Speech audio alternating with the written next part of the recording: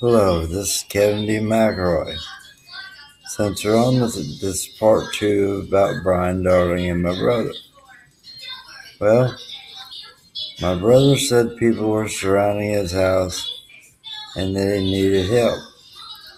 Well, he had a son, and that was my nephew. Now, whatever my brother and his girlfriend did, that was on them. But my nephew never did nothing, and it was my nephew. So I took my 12 gauge, my bow, and my 30-30. And we stayed in the house, and people would rattle the doors and knock on the windows, and I stayed inside the whole time for about 2 months. Finally, have you ever been so scared you're just tired of being scared?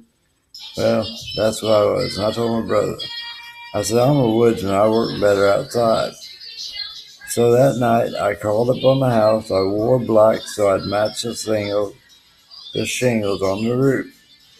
Well, I looked to the right, and there was a fence line. I seen a flashlight, and then all of a sudden the light went out.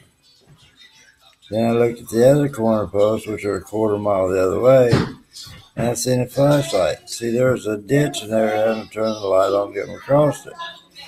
Well, then they came from the other direction. I seen a flashlight, to where they came from all different directions that surrounded the house. Well, I was able to count, and there were 13 of them. Well, I waited till daylight, but see, some of them smoked, and I put the crosshairs of my 30-30 right on them. So when they took a drag, I could have blown their head off. But I didn't. So anyway, next morning I call off the house and I tell my brother. I said 13 people surrounded the house. And he said, you're crazy. Well, whenever somebody lays down on the grass, you can see where they laid down because they matted down the grass. So I took him to all 13 places and showed him where the grass was laid down. Well, I told my brother, because see, my brother and Brian Darling were friends, because my brother Pete had Central Missouri for dealing meth, and Brian Darling had North Missouri. That was his territory. Well, I told my brother one day, I said, I've got a plan. And right before I was getting ready to put it into action, he left, and he left me by myself.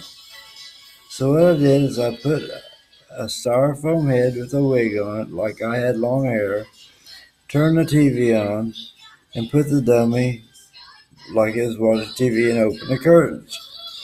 Then I crawled up on the house and waited. Oh, about 2 hours later after dark, they surrounded the house again. And all of a sudden, Brian Darling comes flying into the driveway in that yellow Trans Am. He gets out of the vehicle, and I see him take the pistol out, and he goes walking straight up to that dummy who he thought was me.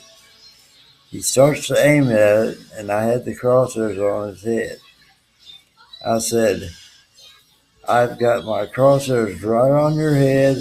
I said, if you don't get back in your car and get out of here right now, I'm going to blow your head off. And I was serious. So he didn't know where I was at.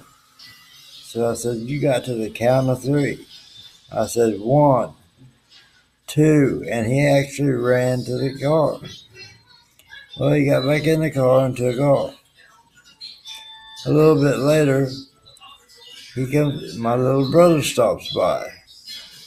And I tell him, I said, get up on the roof, we're surrounded. So he gets up there with me. Well, a little bit later, Brian Darling comes flying into the driveway, and he says, because he knew where I was at then, because Chris crawled up there.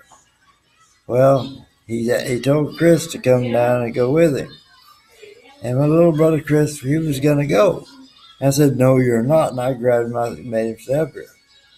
You know what I found out later? That he'd burned his house down and the police were looking for him. Now, if my little brother would have went with him, he'd have got arrested for being an accomplice. Well, that's all. This is in my book. When it comes out, you have to read more. This is Kevin D. McElroy, Part 2 about Brian Darling.